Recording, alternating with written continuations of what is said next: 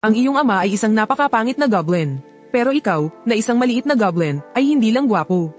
Mayroon ka ring matatag na pag-iisip at walang awang pumatay. Ito ay dahil ang iyong ina ay isang elf na parang diwata. At bago ka muling isinilang, isa kang batikang asasin. Nang imulat mo ang iyong mga mata, tiningnan mo ang nanginginig na magandang babae sa iyong harapan at nagtanong, "Ikaw ba ang mama ko?" Ngunit bago mo pa makumpirma, ang mga batang goblin na kasabay mong isinilang, ay sumusugod na papunta sa iyong ina. Gamit ang iyong instinct mula sa nakaraang buhay, tinugod mo ito at pinigilan sa ilalim mo. Hindi mo pinansin ang desperadong pagpupumiglas nito. Dinampot mo ang isang bato sa malapit at ipinukpok sa leeg nito. Halos kasabay ng pagkawala ng hininga nito, isang system voice ang umalingaw-ngaw sa iyong isipan.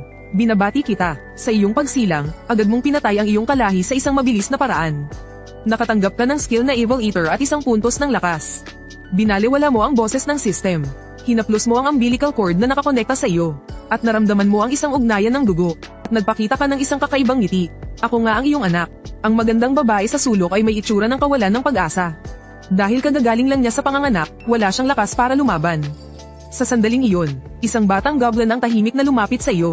At bigla kang inatake, halos sa isang instinctive na reaksyon. Tumakbo ang magandang babae at niyakap ka. At siya mismo ang tumanggap ng atake. Agad na bumulwak ang dugo mula sa kanyang bibig. Ngunit ikaw, nakara-rating lang sa mainit na yakap ng iyong ina.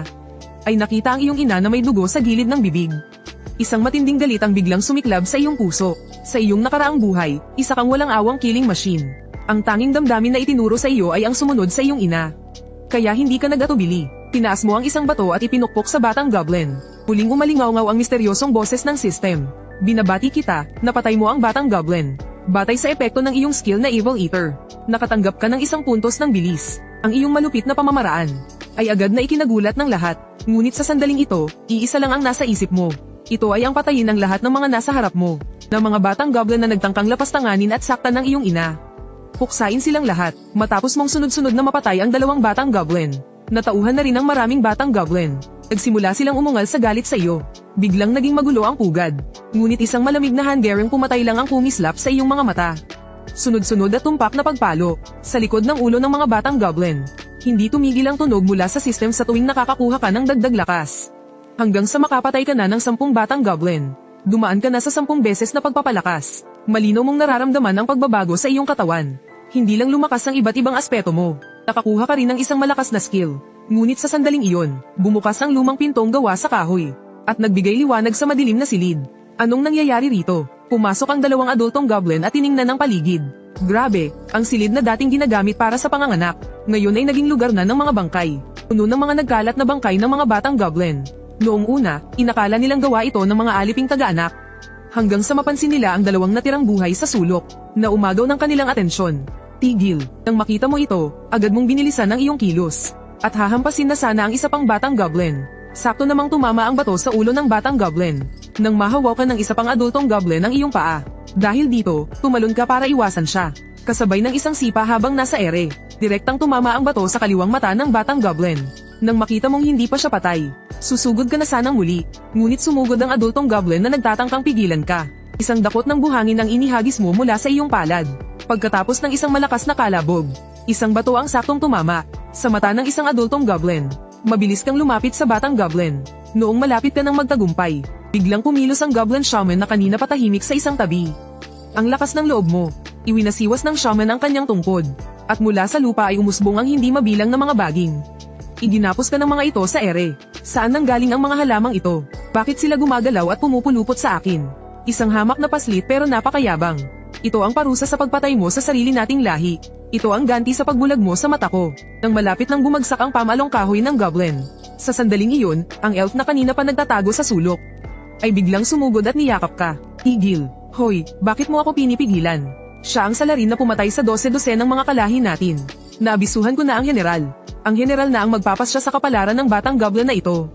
Nang marinig nila ang salitang general, gaano man kalaki ang galit ng mga goblin na ito, hindi na sila naglakas loob na saktan ka. Dahil lang sa goblin general, ang pinuno ng kanilang lungga. Ngunit hindi nagtagal, ibinaling ng mga goblin ang kanilang tingin sa elf na yumayakap sa'yo. Nagpakita sila ng isang masamang ngisi. Hindi man kita mag-alaw ngayon, pero pwede ko namang bastyusin ang nanay mo sa mismong harapan mo. Nang maramdaman mong may masamang balak sila sa iyong ina, muling sumiklab ang galit sa iyong dibdib. Agad kang nakawala mula sa pagkakagapos ng mga baging, at sumulpot sa tabi ng goblin. habang umiiwas sa atake ng kalaban. Isang malakas na pag-ikot, at sa loob ng 3 galaw ay binaklas mo ang braso ng goblin. Napasigaw sa sakit ang goblin at nagpagulong-gulong sa lupa. Hayop kang paslit ka, hindi na nakatiis ang isa pang matandang goblin. Sumugod siya, itinaas ang kanyang batong palakol, at nang tatagain ka na sana. Isang makapangyarihang boses ang pumihil sa kanya. Ama na, General, kayo na po ang bahala sa amin. Kapapanganak pa lang po niya. At walang awang pumatay sa 12 ng mga kasama. Hindi siya dapat hayaang mabuhay. Natalo kayo ng isang bagong silang na sanggol. May lakas pa kayo ng loob na magsumbong sa akin. Goblin Shaman, magsalita ka. Tumango ang Goblin Shaman. Ang mga detalye ng pangyayari ay malinaw niyang sinabi. Matapos marinig ang lahat, ang tingin ng general ay napunta sa iyo na nagpoprotekta sa harap ng iyong inang elf. Sa kanyang matatalim na mga mata, may bahagyang pagkabigla na dumaan. Ngunit agad niya rin itong itinago. Ikaw ba ang pumatay sa mga sanggol? Mahigpit mong pinoprotektahan ng iyong ina sa harapan mo. Hindi ka umimik, hindi ka naglakas loob na magpakampante kahit kaunti. Nararamdaman mo na ang goblin sa harap mo ay napakalakas. Napakalakas na kahit sa iyong pinakamalakas na estado ay kailangan mong mag-ingat. Nang makitang hindi ka nagsasalita, lumapit ang Goblin Shaman sa tabi at nagpaalala. General, normal lang po na hindi pa nakakapagsalita ang sanggol. Kailangan muna niyang lampasan ang pagiging sanggol at umabot sa yugto ng paglaki.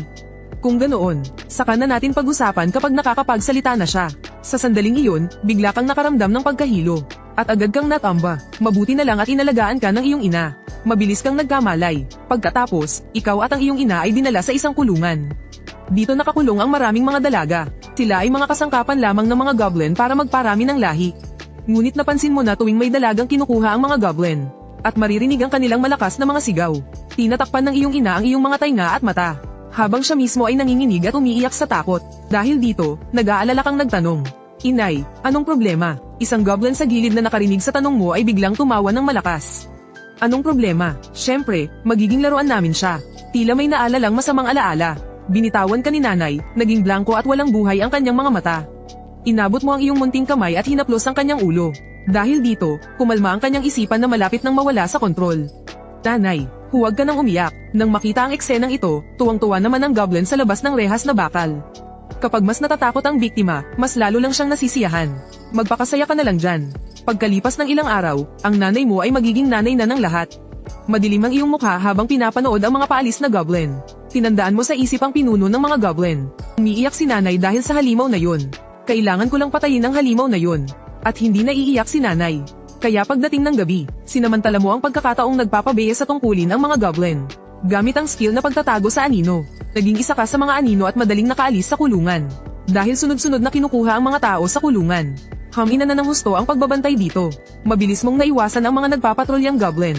At sinimulang hanapin kung saan-saan ang goblin na hamiya kay nanay kaninang umaga. Matapos patayin ang mga nagpapatrolyang goblin sa daan.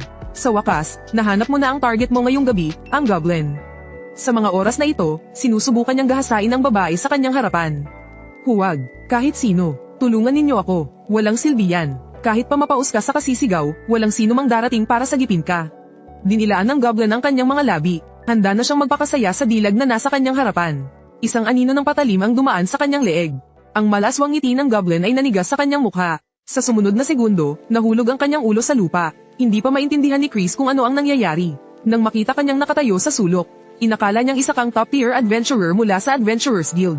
Na pagkatapos matanggap ang misyon, ginamit ang skill para magpanggap na goblin. At pumasok sa pugad para mag-imbestiga. Aalis ka na sana nang bigla kang tinawag ng babae. Teka lang, boss model, pwede mo ba akong ilabas? Hindi mo siya pinansin at tumalikod ka na lang para umalis. Pero mabilis din siyang bumalik. Agad niyang hinublat ang punyal mula sa kanyang baywang. Labis siyang nasiyahan sa sandatang ito. Nakita niyang malapit ng mag-umaga. Dahan-dahan kang bumalik sa selda. Muli kang sumiksik sa yakap ng iyong ina at mahimbing na nakatulog. Hanggang kinaumagahan, Jin-isang ka nang. Sigaw ng isang grupo ng mga goblin. Napakunot noo kang tumingin. At doon mo nakita ang 3 goblin na nakatayo sa labas ng pintong bakal. Umamin ka, ikaw ba ang pumatay kay Goblin Zing? Tumayo ka at naghandang patayin ang mga nakakainis na goblin sa labas. Pero pinigilan ka ng iyong ina. Nang makita ng goblin na iisa lang ang mata sa labas ng pinto na hindi mo siya pinapansin. Agad itong nagwala sa galit. Buwisit na bata, ang lakas ng loob mong baliwalain ako. Malapit nang matapos ang pagiging bata mo. Pagdating ng panahon, magkakaroon na ng ibang anak ang nanay mo. Nainisan ka sa sobrang ingay ng goblin na iisa lang ang mata.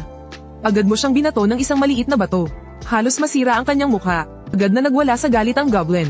Sa puntong iyon, lumabas ang Goblin Shaman para pigilan sila. Tama na, naimbestigahan na ang nangyaring ito. Ang babaeng nahuli kahapon ang may gawa nito. May sasabihin pa sana ang goblin na iisa lang ang mata. Pero sinaman lang siya ng tingin ng shaman. Nang makita mong umalis na ang tatlong goblin, pansamantala kayong ligtas ng iyong ina. Nakikita mong hindi gusto ng iyong ina ang lugar na ito. Lihim kang nanumpa na papatayin ang lahat ng goblin. At pagkatapos ay itatakas ang iyong ina. Pero bago ka pa man makakilos, may hindi inaasahang nangyari. Isang umaga, isang grupo ng mga goblin ang dumating sa kulungan para kunin ang iyong ina. Hindi ko na kailangang magsalita pa. Lumabas ka na. Ikaw bata ka, pwede ka ring sumama. Para makita mo kung paano namin paglalaruan ang nanay mo. Ang sinabi ng goblin na iisa lang ang mata, ay agad na sinundan ng malakas na tawanan ng iba pang mga goblin. Hindi mo pinapansin ang mga insulto ng iba. Pero hindi mo hahayaan ang mga goblin na ito na insultuhan si mama. Akmang susugod ka na sana nang pigilan ka ni mama. Anak, dito ka lang at hintayin mo si mama. Pabalik din agad si mama. Nanlaki ang mga mata mo, gusto mo nang sugurin para patayin. Ang mga halimaw na ng insulto sa mama mo. Pero hindi man lang sila natakot. Huwag kang mag-alala, sisiguraduhin kong aalagaan at tikman ko ng mabuti ang nanay mo. Ang goblin na sabik ng tumikim ng masarap na pagkain. Tinaas ang kanyang kamay para itulak at hawakan ang nanay mo. Nang akma na niya itong hahawakan, biglang lumipad ang braso nito palayo. Pagkatapos ng isang segundo, isang linya ng dugo ang lumitaw sa leeg nito, isang direktang tama. Hindi ko kayo hahayaang kunin ang mama ko. Nasisiraan ka na ba ng bait? Pagsisihan mo ang iyong ginawa. Nang makita ito ng matandang goblin mage, naghanda siyang atakihin ka gamit ang fire magic. Ngunit bago pa man niya mailabas ang kanyang spell, nakarating ka na sa itaas ng kanyang ulo. Hinawakan mo ang kanyang ulo at ibinagsak sa lupa, hanggang sa marinig ang pamilyar na system sound. Congratulations, napatay mo ang matandang goblin. Nakuha mo ang skill ng goblin. Fireball spell E. Nang makita ito, natigilan ang lahat ng mga goblin. Pero biglang naging kampante ang one-eyed goblin. Pagsuway sa utos ng general. Pagpatay sa ating mga kasama. Sugurin niyo siya. Hulihin ang walang galang na batang ito. Sigurado na sa kanyang pagkapanalo ang one-eyed goblin. Pero sa hindi inaasahan, sa halip na sumugod ay umatras ka. At biglang naglaho sa mga anino. Naghahanap ang mga goblin sa paligid. Pero wala silang makitang anumang bakas. Bigla, isang kulay pilak na liwanag ang kumislap. Isang ulo ang lumipad sa hangin. Pagkatapos, sa bawat paglitaw mo, isang goblin ang namamatay. Dahan-dahan, hindi na nang ahas pang sumugod ang iba pang mga goblin. Sa sandaling iyon, may lumabas na espesyal na mensahe mula sa system. Ang iyong lakas ay umabot na sa hangganan para sa level na ito. Habang walang tigil ang iyong pagpaslang, hindi nagtagal, umabot na rin sa hangganan ang lahat ng iba mo pang katangian. Ngunit hindi mo ito pinansin.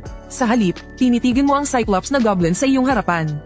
Naghahanda para sa huling pagtutuos. Pinagpapawisan ng malamig sa sobrang takot ang Cyclops na goblin. Kaya itinulak na lamang niya ang elf sa iyong harapan. Inay, hintayin mo lang, matatapos na rin ito kagad. Anak, huwag. Pinigilan ka ng iyong ina na magpatuloy. Alam niya na para sa kahit anong lahi, ang mga goblin ay kasuklam-suklam na nilalang. Kung hahayaan kanyang magpatuloy sa pagpatay, baka wala ka ng lugar dito. Ngunit sa isang kisap mata,